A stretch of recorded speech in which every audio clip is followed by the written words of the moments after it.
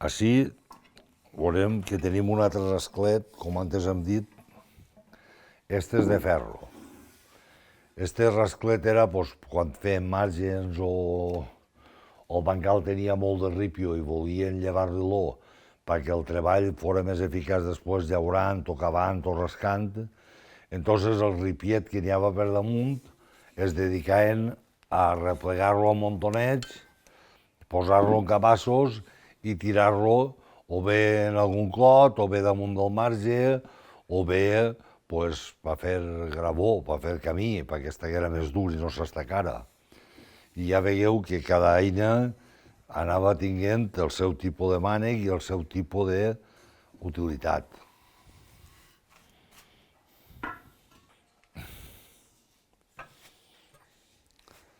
Veieu, això és un altre tipus de ganxet. Este ganxet és molt manoset.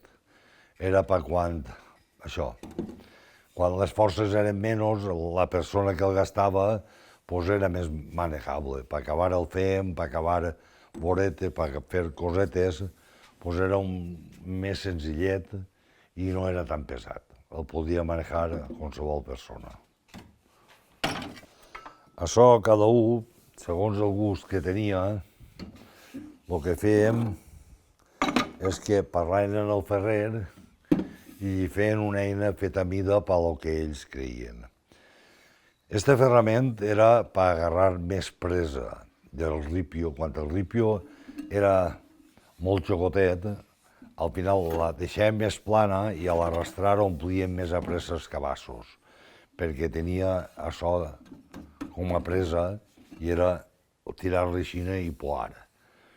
I això són eines fetes més o menys a demanda. El que s'anaven al ferrer i dien el que volien i el ferrer ho feia. Després, si veien que realment era útil, seguien fent-les així, o no seguien fent-les així. Testes jo n'he vist poques, però jo crec que útil sí que seria. Utilitària sí que ho seria.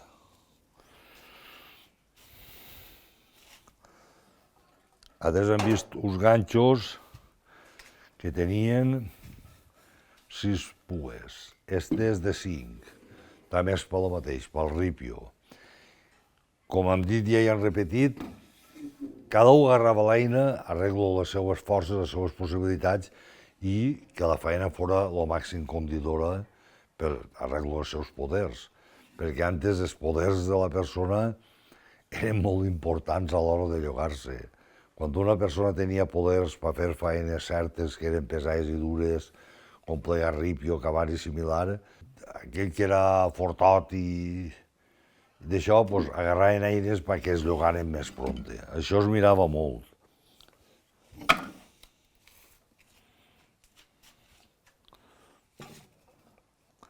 Així tenim un altre animal, que això era per arrencar lloses i pedres en les planisses i on hi havia alguna pedra solta, per buscar-li, la punta era perquè entrara bé dins de la terra i fer-li lloc per treure-la, i per l'altre costat era com a massa, tirar-li perquè es manejara i poder arrencar-la. Són, com hem dit, eines molt curioses.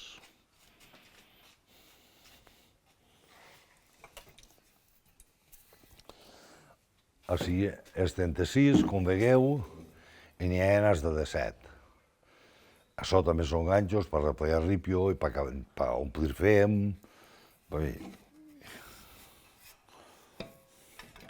I este de 2, que era per acabar el fem. També era per acabar el bancal.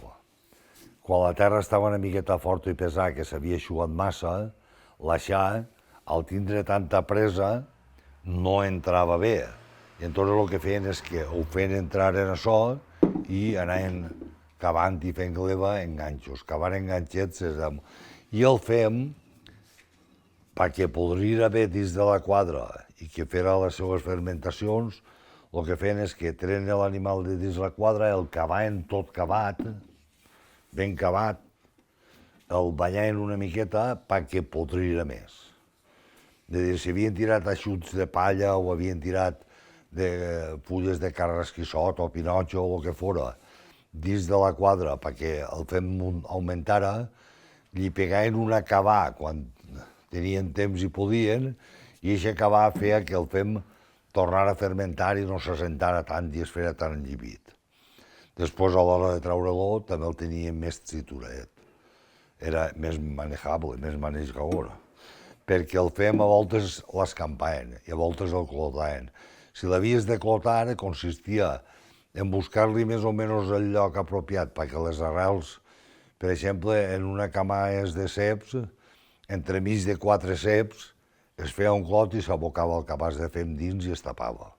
Entonces ell allí feia el seu camí, que tinguera alguna gleba i algun terròs no molestava, però si estava pel mig del bancal que havies de plantar o sembrar, si n'hi ha gleves sí que molestaven. Entonces cada cosa es feia conforme calia per la feina que havies de fer.